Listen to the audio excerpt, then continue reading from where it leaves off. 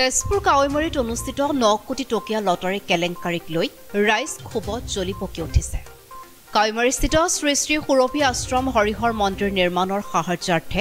100 টকা বৰঙণিৰে অনুষ্ঠিত উপহাৰ কুপন খেল অনুষ্ঠিত কৰাৰ নামত ব্যাপক দুৰ্নীতি অনিয়ম সংঘটিত কৰাৰ অভিযোগ তুলি আয়োজক সমিতিৰ বিৰুদ্ধে কালি ঠেলামৰা থানাত এজাহাৰ দাখিল কৰিলে স্থানীয় গ্ৰাহক ৰাইজে। 9,99,999টা কুপনৰ বিনিময়ত প্ৰায় 9 কোটি টকাৰ 50টা পুৰস্কাৰ প্ৰদানৰ নামত অনুষ্ঠিত খেলখন অজ্ঞাত স্থানৰ পৰা আমদানি কৰি অনা বাউন্সাৰৰ জৰিয়তে অনুষ্ঠিত কৰি ৰাইজক আভুৱা ভাৰি চূড়ান্ত অনিয়মেৰে অনুষ্ঠিত কৰাৰ অভিযোগ উত্থাপন কৰি স্থানীয় ৰাইজে সমগ্ৰ ঘটনা সন্দৰ্ভত ঠেলামৰা আৰক্ষী থানাৰ ভাৰপ্ৰাপ্ত আৰক্ষী বিষয়াৰ লগতে এজাহাৰৰ প্ৰতিলিপি শোণিতপুৰ জিলাৰ আয়ুক্ত, শোণিতপুৰ জিলাৰ আৰক্ষী অধীক্ষক আৰু অসম চৰকাৰৰ অৰ্থনৈতিক আৰু দুৰ্নীতি নিবাৰক শাখালৈ প্ৰেৰণ কৰি উচিত তদন্তৰ দাবী কৰিছে। উল্লেখ্য যে ঢেকিয়াজুলিৰ কাৱৈমাৰীস্থিত শ্ৰী শ্ৰী সুৰভী আশ্ৰম হৰিহৰ মন্দিৰ নিৰ্মাণৰ সাহায্যাৰ্থে অনুষ্ঠিত কৰা উপহাৰ কুপন খেলখন 10 জুন তাৰিখে কাৱৈমাৰীৰ পতিয়া পুখুৰী খেলপথাৰ প্ৰাংগণত অনুষ্ঠিত হৈ যায়। এজাহাৰকাৰী স্থানীয় ৰাইজে সংবাদ মাধ্যমত অভিযোগ উত্থাপন কৰে যে সৰ্বমুঠ 9 কোটি টকাৰ 50টা পুৰস্কাৰ প্ৰদানৰ নামত বৃহৎ ধনৰাশি সংগ্ৰহৰ লক্ষ্যৰে অনুষ্ঠিত খেলখন অজ্ঞাত স্থানৰ পৰা আমদানি কৰি অনা বাউন্সাৰৰ জৰিয়তে অনুষ্ঠিত কৰা হৈছে। বাহিৰৰ পৰা অনা বাউন্সাৰৰ সৈতে গোপন মিত্ৰালি কৰি কৌশলগতভাৱে লটাৰী খেলখন অনুষ্ঠিত কৰি লটাৰী খেলৰ নামত কাৱৈমাৰীস্থিত শ্ৰী শ্ৰী সুৰভী আশ্ৰম হৰিহৰ মন্দিৰ নিৰ্মাণৰ সাহায্যৰ নাম লৈ কোটি কোটি টকা লুণ্ঠন তথা আত্মসাৎ কৰাৰ গুৰুতৰ অভিযোগ উত্থাপন কৰিছে এজাহাৰকাৰী স্থানীয় ৰাইজে। এজাহাৰকাৰী ৰাইজে কি কয় শুনকচোন। তাতে যিখন লটাৰী খেল প্ৰদৰ্শন কৰিছিলে তাতে বাউন্সাৰ আনি পেলাই প্ৰথম লটাৰীখন ফাৰ্ষ্ট টপ 10 যি পুৰস্কাৰ সেইটো বাউন্সাৰৰ জৰিয়তে কৰালে। একচুৱেলি সেইটো কৰাটো ৰাইজে বিচৰা নাছিলে। পিছত এইটো কথা লৈ পেলাই ৰাইজৰ মাজত বহুত প্ৰতিক্ৰিয়াৰ সৃষ্টি হৈছে। কাৰণ আমাৰ তাতে গাঁৱলীয়া মানুহ আছিলে, বিভিন্ন মানুহ আছিলে বা ভাল জনাশুনা মানুহ আছিলে, তেওঁলোকৰ হতুৱাই কৰিব পাৰিলেহেঁতেন গোটেই কামবিলাক। সেইটো এটা প্ৰথম আপত্তি। দ্বিতীয়টো হ'ল যে আজি লটাৰী খেল পাৰ হৈ যোৱাৰ প্ৰায় এসপ্তাহ হৈ গ'ল, আজিলৈকে পুৰস্কাৰ কোনে পাইছে সেই কথাটো স্পষ্ট নহ'ল। এই কথাটো ৰাইজৰ আপত্তি আছে। তৃতীয়তে বাতৰি কাকততো আমিতো সাধাৰণ মানুহ, বাতৰি কাকতৰ পৰা জানিব পাৰিছোঁ, যথেষ্ট সংবাদ মাধ্যমৰ পৰা জানিব পাৰিছোঁ, কিছুমান পৰ্টেল চেনেলতো আমি পাইছোঁ। বিভিন্ন ধৰণৰ দুৰ্নীতিৰ অভিযোগ এই বাতৰি কাকতবিলাকে আমাৰ চকুৰ সন্মুখত উন্মোচিত কৰি তুলিছে। গতিকে আমি এই কথাটোত আন্ধাৰত থাকিব নিবিচাৰোঁ। কাৰণ লটাৰী টিকট বহুতো দুখীয়া মানুহেও, হাজিৰা কৰা মানুহেও লৈছে, প্ৰত্যেকে কিবা এটা আশাত লৈছে। প্ৰত্যেকে পাব লাগিব বুলিও কথা নাই, কিন্তু কোনে পালে তাৰ স্পষ্ট ছবিখন আমি পাব লাগিব। ইয়াৰ অন্ধকাৰ দিশটো পোহৰলৈ আহক, তাৰ কাৰণে আমি এখন এজাহাৰ দিছোঁ। কাৰণ আমি সমাজৰ সচেতন মানুহ হিচাপে এনেকুৱা এটা হোৱাটো আমি কেতিয়াও নিবিচাৰোঁ। দ্বিতীয় কথা হ'ল কাৱৈমাৰী অঞ্চলটো এটা যথেষ্ট প্ৰভাৱশালী অঞ্চল হয়। 13জনকৈ শ্বহীদৰ তীৰ্থভূমি হয়, সেইখন শ্বহীদ ভূমি হয়। আমি মানুহবিলাকে কাৱৈমাৰী অঞ্চলৰ উন্নয়নৰ কাৰণে আৰু স্বনাম স্বাভিমানৰ কাৰণে সদায় বহু কষ্ট কৰি আহিছোঁ, কাম কৰি আহিছোঁ। আমি তাত বিহু ফাংচনৰ পৰা আদি কৰি বিষ্ণুৰাভা দিৱসৰ পৰা আদি কৰি বিভিন্ন ধৰণৰ অনুষ্ঠান ইয়াত পাতি থাকোঁ। এই লটাৰী খেলখনক লৈ পেলাই কিন্তু যি বদনাম চাৰিওফালে হৈছে, আমাৰ বন্ধুবিলাক অসমৰ বিভিন্ন প্ৰান্তত আছে, আজি ফোন কৰে লটাৰীখনৰ বিষয়ে। গতিকে আমি কোনো উত্তৰ দিব নোৱাৰোঁ।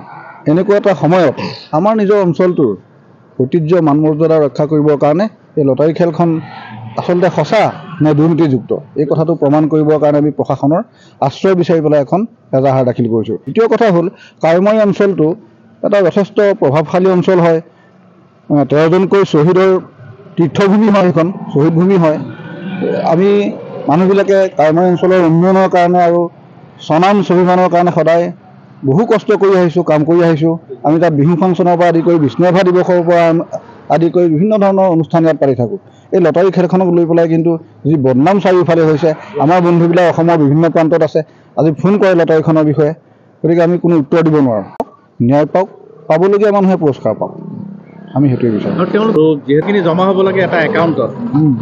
জমা হোৱাৰ পিছত সেই একাউণ্টৰ যোগেদি পইচা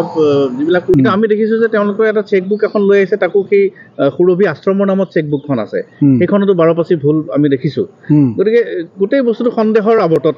হৈ আছে। কি ক'ব এই সন্দৰ্ভত? গোটেই বস্তুটোৱে সন্দেহৰ আৱৰ্তত হৈ আছে। তেওঁলোকৰ যদি একাউণ্ট নম্বৰ আছিল, তেওঁলোকে একাউণ্ট নম্বৰটো এনক্ল'জ কৰিব লাগিছিলে বিভিন্ন ধৰণৰ মিডিয়াত। যিহেতু এইটো এটা অভিযোগ উঠিছে একাউণ্ট নম্বৰটো তেওঁলোকে দেখুৱাব পাৰে যে এইটো চাওক আমাৰ একাউণ্ট নম্বৰ দৰকাৰ হ'লে তেওঁলোকে তাত কিমান ডিপজিট হৈছে সেই বস্তুটো তেওঁলোকে প্ৰকাশ কৰি দিব পাৰিছে একাউণ্টটো দেখাব পাৰে তাৰ ভিতৰত কিমান ডিপজিট হৈছে তাৰ পৰা তেওঁলোকে ক'ত খৰচ কৰিছে একাউণ্ট নম্বৰত যদি টকাখিনি নোসোমাই পেলাই হাতে হাতে থাকে তেতিয়াহ'লেতো চৰকাৰৰ টেক্সৰ কিছুমান কথাও থাকি যায় টেক্সেশ্যনৰ কিছুমান কমপ্লেইন ডেফিনেটলি এইটো এৰাইজ হ'ব আৰু এটা কথা কৈছে যে তেওঁলোকৰ ডিলাৰৰ লগত চুক্তিবদ্ধ হৈছে এতিয়া ডিলাৰবিলাকৰ লগত চুক্তিবদ্ধ হৈছে ডিলাৰে যদি পইচা নিদিয়ে তেওঁলোকক গাড়ীখনৰ কাৰণে তেতিয়া যিখিনি পুৰস্কাৰ পাইছে তেওঁলোক ক'লৈ যাব কাক দাবী কৰিব তেওঁলোকে সেইটোতো এটা প্ৰশ্নৰ বিষয় এতিয়া ডিলাৰৰ লগত তেওঁলোক চুক্তিবদ্ধ হৈছে এই কথাটো আমি বুজি নাপাওঁ কেনেধৰণে তেওঁলোকে ডিলাৰৰ লগত চুক্তিবদ্ধ হৈছে সাধাৰণতে লটাৰী খেল এখন পাতিলে পৰিচালনা সমিতিয়ে গোটেই টকাটো আহৰণ কৰিব তেওঁলোকে এটা একাউণ্টত ৰাখিব তাৰপিছত তেওঁলোকে গাড়ীখিনি কিনি আনে গাড়ীখিনি কিনি আনি পেলাই তেওঁলোকে প্ৰদৰ্শন কৰিব শ্ব'কেছত প্ৰদৰ্শন কৰি পেলাই খেলৰ সময়তে প্ৰদৰ্শন কৰে তাৰপিছত কাৰোবাক গাড়ী লাগে যদি গাড়ী ল'ব আৰু গাড়ী নালাগে যদি ডিলাৰে গাড়ী উভতাই লৈ যাব পইচাটো পাব তেনেকুৱা কথা হৈ যায় তো এইবিলাকতো একো দেখা নগ'ল তেনেকৈ কথাবিলাকতো কিছু ৰহস্য আছে এতিয়া আপোনালোকে কাক কাক এই এজাহাৰখন প্ৰদান কৰিব আমি ঠেলামৰা আৰক্ষী থানাত দিম প্ৰতিলিপি শোণিতপুৰ জিলাৰ আৰক্ষী অধীক্ষক মহোদয়ক দিম জিলা আয়ুক্ত মহোদয়ক দিম তাৰপিছত CM ভিজিলেন্সলৈকো আমি পঠাম এজাহাৰকাৰী ৰাইজে গুৰুতৰ অভিযোগ উত্থাপন কৰি কৈছে খেল পৰিচালনা সমিতিয়ে টিকট ছপা কৰাৰ নামতো দুৰ্নীতিৰ আশ্ৰয় লৈছে এজাহাৰকাৰী ৰাইজে জনাইছে উক্ত লটাৰী খেলৰ 608383 নম্বৰৰ টিকটত 46 নম্বৰ পুৰস্কাৰটো উল্লেখ আছে ই-ৰিক্সা বুলি আৰু উক্ত টিকটটোৰ পিছফালে টিকটৰ সৰ্বমুঠ সংখ্যা 9,99,999টা বুলি দেখুওৱা হৈছে কিন্তু চকু কপালত উঠা কথা যে একেখন খেলৰে 105492 নম্বৰৰ টিকটত 46 নম্বৰৰ পুৰস্কাৰটো LED টিভি বুলি দেখুওৱা হৈছে আৰু টিকটৰ সৰ্বমুঠ সংখ্যা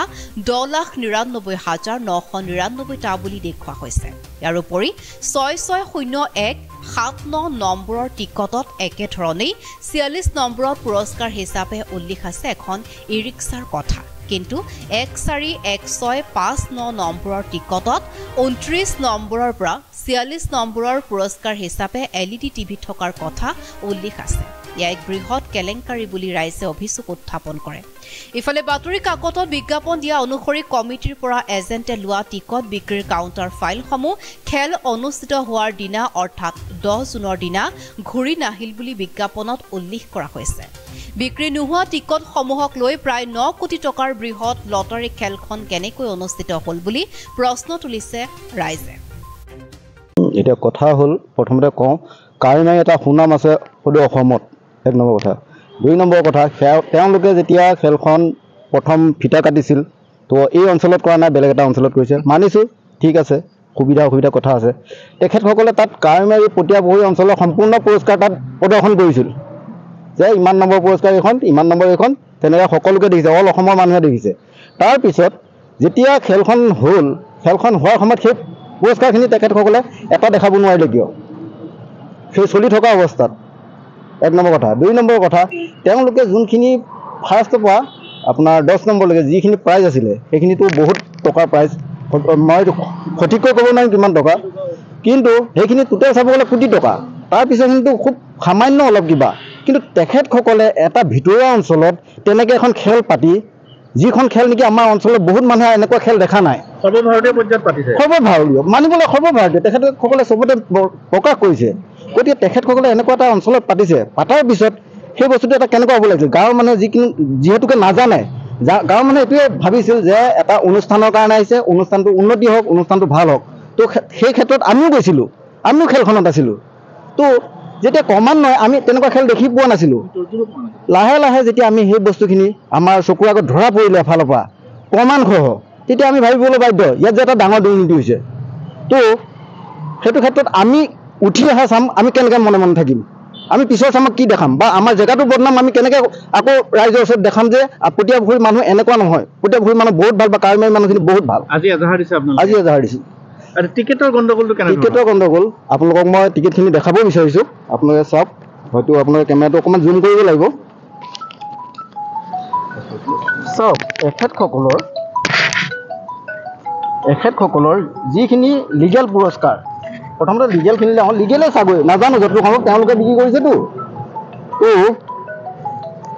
এয়া চাওক আপোনালোকৰ এইটো কুপন নম্বৰ ল'ব তেওঁলোকৰ চিল এইবোৰ চহী তাৰপিছত বেক চাইডে চাওক এইখিনি তেওঁলোকৰ পুৰস্কাৰ কি আছে আপোনাৰ চাব দেই এইটো আপোনালোকে নজৰ কৰিব 29 to 45 LED TV ওচৰৰ পৰা চাওক তো 45ত কি আছে আপোনাৰ ই ৰিক্সা দেখিছে ইয়াতকৈ আচৰিত হ'বলগীয়া বিষয়টো হ'ল তেওঁলোকে সকলোতে প্ৰকাশ কৰিছে যে 9,99,000 কিমানটা এটা 9 সংখ্যাতে আছিলে গোটেইকেইটা ডিজিট তো লাষ্টত এইখন খেলত চাওক ইয়াততো এইটো সম্পূৰ্ণ শুদ্ধ আছে এইখন খেলত আপুনি দেখিলে কেনেকুৱা কেইখনো মোৰ হাতত আছে ঠিক আছে এইখনৰ বিপৰীতে আপুনি এইখন চাওক এইটো কুপন নম্বৰ লোগো আছে চিল আছে চহী আছে আপুনি ইফালে চাওক ইয়াত টিভি আছে চাওক 25 ৰ পৰা 26 লৈকে এইটো 27 আৰু 27 ৰ পৰা 28 লৈকে ৱাশ্বিং মেচিন ইয়াত আছে চাওক 29 to 46 LED TV তাৰ মানে কি আগৰটোত আছিলে 46ত ই ৰিক্সা আপোনাৰ 46ত ই ৰিক্সা ইয়াত আহি গ'ল আপোনাৰ এইটো ঠিক আছে মানিছো এখন বাৰু কিবা এটা মিষ্টেক হৈছে তো 9 কোটি টকাৰ খেলখনে তেনেকৈ মিষ্টেক হ'ব চাওক স্পষ্টীকৰণ পিন কৰিছে কিমান চাওক আগৰখনত আছিলে আপোনাৰ এইটো 10 লাখৰ পৰা নেকি কিমান 1 লাখৰ পৰা হা এইখনত চাওক 1 লাখৰ পৰা 10,99,999টা ইয়াৰ পৰা কি বুজিছে ৰাইজে অসমৰ ৰাইজে কি বুজিব আৰু এখন চাওক এইখনে নহয় আৰু এখন আছে এইখনে চাওক তেনেকে ইয়াৰ পৰা 10,900 এনেকে ভুল হ'ব 1,01,000 পৰা 10 লাখ এইখিনি কি হ'ল মানে আৰু এইখিনিতে ই ৰিক্সাখন গাই গৈ আছে তাৰ মানে